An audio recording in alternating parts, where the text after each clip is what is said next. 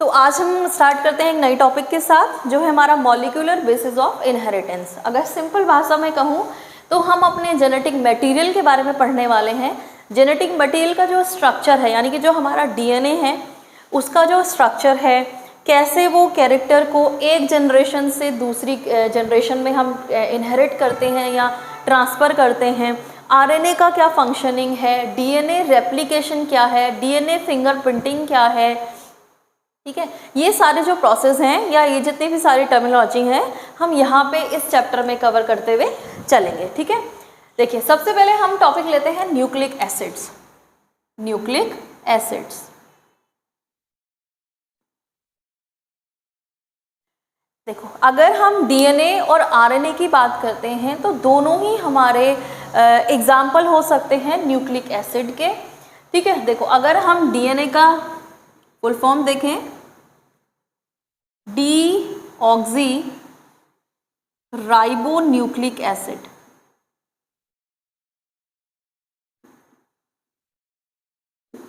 ठीक है।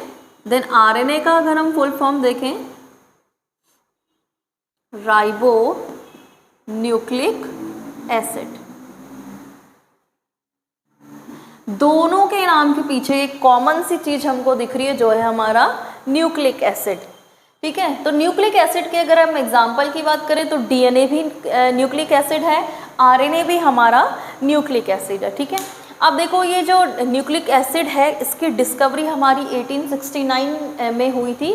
Friedrich Miescher नाम के साइंटिस्ट थे जिन्होंने न्यूक्लिक एसिड को सबसे पहले डिस्कवर किया था हमारी फर्स्ट सेल्स में, ठीक है। लेकिन उस टाइम पे जो न्यूक्लिक एसिड है वो नाम नहीं दिया गया था, तो फ्रेडरिक मिशर के द्वारा जो नाम दिया गया था इस सब्सटेंस को वो था न्यूक्लिन। उस सब्सटेंस का नाम था न्यूक्लिन। लेकिन फिर कुछ सालों बाद अराउंड 20 ईयर्स, ठीक है, साइंटिस्ट आते हैं ऑल्टमैन। ऑल्टमैन इस न्यूक्लिन नामक सब्सटेंस को रिनेम करते हैं एज न्यूक्लिक एसिड। तो जो 1869 के अराउंड न्यूक्लिन नामक सब्सटेंस की खोज हुई थी, 1889 में ऑल्टमैन ने उसको क्या कर दिया, रिनेम करके न्यूक्लिक एसिड का नाम दिया, जिसके एग्जाम्पल के तौर पर हम अपने जेनेटिक मटेरियल को पढ़ते हैं, आरएनए को पढ़ते हैं, ठीक है। अब देखो न्यूक्लिक एसिड जो है उसमें अगर हम कंपोनेंट्स की बात करें या न्यूक्लिक एसिड बनता कैसे है, तो न्यूक्लिक एसिड हमारे जो न्यूक्लियोटाइड्स होते हैं उनको मिलकर बनता है, ठीक है। न्यूक्लिक एसिड न्यूक्लियोटाइड्स को मिलकर बनता है। अब न्यूक्लियोटाइड्स क्या है, देखो न्यूक्लियोटाइड्स अगर हम पेंटोज शुगर, नाइट्रोजन बेसिस और फॉस्फोरिक एसिड, ये तीनों अगर हमारे साथ में है तो इन तीनों को मिला के कंबाइनली हम कहते हैं न्यूक्लियोटाइड। और न्यूक्लियोटाइड की जो चेन है वो फॉर्म करती है न्यूक्लिक एसिड को। अगर सिंपल भाषा में कहूँ तो जैसे मोतियों की माला है तो वो जो एक मोती है उस माला का, वो एक मोती हमारा न्यूक्लियोटाइड है, ठीक है। और अगर हमको क्या करना है, किसी पूरी माला को बनाना है या पूरे हमको न्यूक्लिक एसिड को बनाना है या डीएनए या आरएनए को फॉर्म करना है, तो हमको वो जो मोती हैं उनको आपस में जोड़ना पड़ेगा। एक मोती, दो मोती, तीन मोती, तो इस प्रकार से हम क्या करेंगे, उन मोतियों की माला को जोड़ते हुए चलेंगे। तो उस न्यूक्लियोटाइड में ये सारी चीज़ें होती हैं, ठीक है। ये सारी चीज़ें आपस में कैसे रहेंगी, अटैच रहेंगी, ठीक है। अब न्यूक्लियोटाइड्स आरएनए में भी प्रेजेंट है, डीएनए में भी प्रेजेंट है।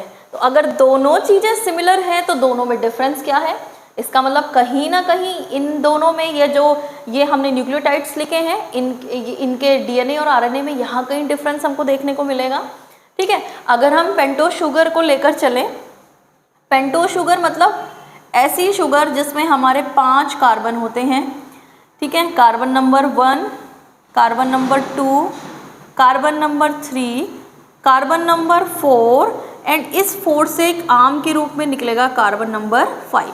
जब हम इसका एक्सपेंडेड या ओपन स्ट्रक्चर पढ़ते हैं तो जाके हमको इसका क्लोज स्ट्रक्चर पूरा अच्छे से समझ आएगा। कि ये पूरा क्लोज स्ट्रक्चर है और ये एक जो है कार्बन नंबर 5 ये एक रह जाएगा चेन से बाहर, तो इसको हम एक आर्म की तरह यूज करेंगे, ठीक है।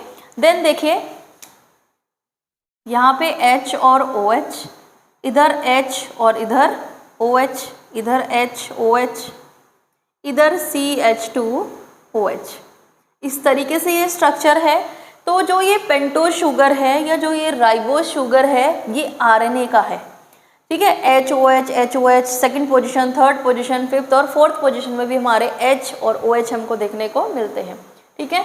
डिफरेंस देखो कहाँ आएगा, अगर मैं इस आरएनए की जो राइबोज शुगर है इसके सेकंड नंबर वाले कार्बन से ऑक्सीजन का रिमूवल कर दूंगी, ऑक्सीजन को अगर मैं हटा दूंगी तो जो ये राइबोज शुगर बनेगा ये डीएनए का राइबोज शुगर बनेगा। देखो नाम से ही डिफरेंस इनका क्लियर है। एक जगह हम पढ़ते हैं राइबो न्यूक्लिक एसिड, एक जगह हम पढ़ते हैं डीऑक्सी। ये जो डीऑक्सी टर्म है यही पूरा डिफरेंस क्रिएट करेगा पेंटोज शुगर के बीच में, ठीक है। अगर हम यहाँ पे O लगाएंगे सेकंड पोजीशन पे तो जो ये राइबोज शुगर है ये आरएनए के लिए बन जाएगा। अगर हम सेकंड पोजीशन से ऑक्सीजन का डीऑक्सी यानी कि ऑक्सीजन का रिमूवल करना, ऑक्सीजन को अगर हम रिमूव कर देंगे तो जो ये पेंटोज शुगर बनेगी ये डीएनए के लिए बनेगी, ठीक है। देन उसके बाद अगर हम नाइट्रोजन बेसिस को लेकर चलेंगे तो नाइट्रोजन बेसिस हमारे दो प्रकार के होते हैं, purines and pyrimidines, purines and pyrimidines. Purine हमारे दो प्रकार के हैं, पायरिमिडीन हमारे 3 प्रकार के हैं। अब देखो प्यूरिन हमारे कौन कौन से हैं, एडिनिन एंड ग्वानिन। प्यूरिन 2 प्रकार के होते हैं, एडिनिन एंड ग्वानिन। अगर हम पायरिमिडीन की बात करेंगे तो थायमिन, साइटोसिन एंड यूरेसिल, ये 3 हमारे पास पायरिमिडीन्स हैं, ये 2 हमारे पास प्यूरिन्स होते हैं, ठीक है।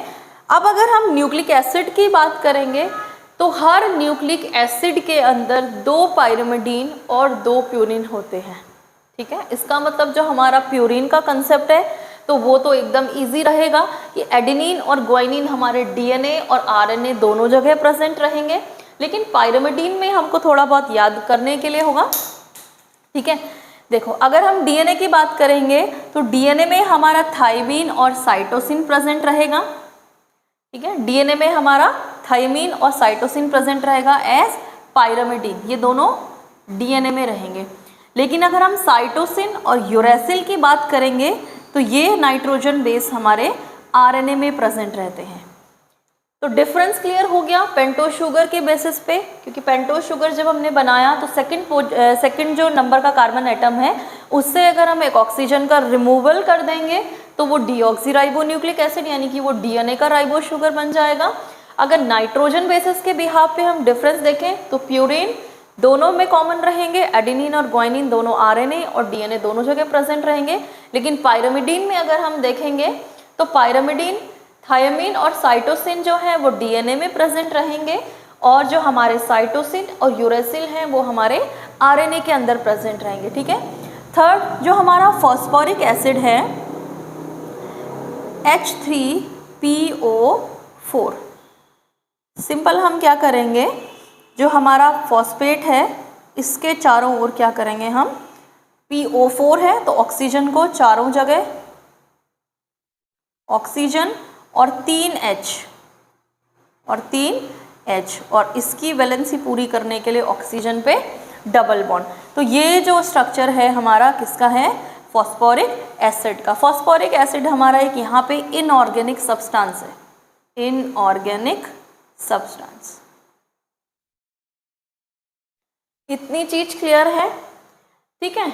देखो पेंटोज शुगर हो गया, नाइट्रोजन बेसिस हो गए, फॉस्फोरिक एसिड हो गया, ये तीनों जब आपस में मिलेंगे तो ये न्यूक्लियोटाइड का फॉर्मेशन करेंगे और बहुत सारे जब न्यूक्लियोटाइड आपस में मिलेंगे तो वो एक न्यूक्लिक एसिड का फॉर्मेशन करेंगे, जिसके एग्जाम्पल हमारे पास डीएनए और आरएनए होते हैं। तो ये बेसिक सा जो स्ट्रक्चर है, मॉलिक्यूलर जो स्ट्रक्चर है, ये है हमारा डीएनए और आरएनए के बीच में, और उनका डिफरेंस भी। ठीक है, अगर हम इनका थोड़ा सा स्ट्रक्चर लेकर चले, इन तीनों को अगर हम साथ में बनाते हुए चलें तो स्ट्रक्चर कैसे बनेगा। अगर हम डीएनए का एग्जाम्पल लेके चलें तो ये हो गई हमारी पेंटोज शुगर। देखो, अब जो हमारे नाइट्रोजन बेसेस हैं वो कार्बन नंबर 1 पे ही अटैच रहते हैं।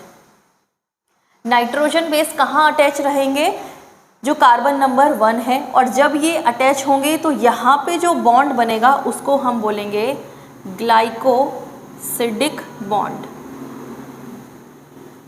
यहाँ पे जो बॉन्ड बनेगा, ठीक है, कार्बन नंबर जो फर्स्ट है और जो हमारे नाइट्रोजन बेस हैं उनके बीच में जो बॉन्ड बनेगा उसको हम बोलते हैं glycosidic bond. Second portion H और ये H, third portion H and ये OH। फिफ्थ की अगर हम बात करेंगे CH2OH, तो यहाँ पे जो हमारा इनऑर्गेनिक फॉस्फेट है वो ऐड होगा। यहाँ पे इनऑर्गेनिक फॉस्फेट, या जिसको हम और फॉस्फोरिक एसिड भी कहेंगे। तो फिफ्थ नंबर का जो कार्बन है वहाँ पे हमारा इनऑर्गेनिक फॉस्फेट अटैच होता है। ठीक है, और इसके अटैच होने के साथ यहाँ पे H2O का रिमूवल होगा और जो बॉन्ड फॉर्म होगा उसको हम कहेंगे फॉस्फोडाईईस्टर बॉन्ड। इन बॉन्ड के नाम हमको याद रखने हैं। ग्लाइकोसिडिक बॉन्ड, जब कार्बन नंबर जो फर्स्ट है हमारा पेंटोज शुगर का, उसमें जब नाइट्रोजन बेसिस अटैच होंगे तो जो बॉन्ड फॉर्म होगा उसको हम बोलेंगे ग्लाइकोसिडिक बॉन्ड। जब हमारा कार्बन नंबर 5 पे इनऑर्गेनिक फॉस्फेट अटैच होगा, जब हम वाटर के रिमूवल के साथ, तो जो वहाँ पे बॉन्ड बनेगा उसको हम कहेंगे फॉस्फोडाईस्टर बॉन्ड। ठीक है, तो ये हमारा पूरा जो स्ट्रक्चर है, ये पेंटोज शुगर हो गया, ये नाइट्रोजन बेस हो गए, इनऑर्गेनिक फॉस्फेट हो गए, इस पूरे एक स्ट्रक्चर को हम कहते हैं न्यूक्लियोटाइड। न्यूक्लियोटाइड यानी कि वो एक मोती, अगर हम मोतियों की माला की बात करेंगे तो अभी हमने सिर्फ एक मोती का फॉर्मेशन किया है। पूरी मोती बनाने के लिए या मोतियों की माला बनाने के लिए या न्यूक्लिक एसिड बनाने के लिए हमको ये बहुत सारे ऐसे ही मोती आपस में कनेक्ट करने होंगे, जिसके बाद हमारा क्या बनेगा, न्यूक्लिक एसिड बनेगा। या एग्जाम्पल के तौर पर हम डीएनए और आरएनए को ले सकते हैं। ठीक है, तो आज के लिए फ़िलहाल इतना ही रखते हैं। नेक्स्ट क्लास में हम करेंगे डिटेल जो हमारा डीएनए का स्ट्रक्चर है, double helical structure Watson and Crick ने जो दिया है। ठीक है, बाकी का जो फिर हम आरएनए को कंटिन्यू करेंगे। इस क्लास में फ़िलहाल के लिए हम इतना ही रखते हैं।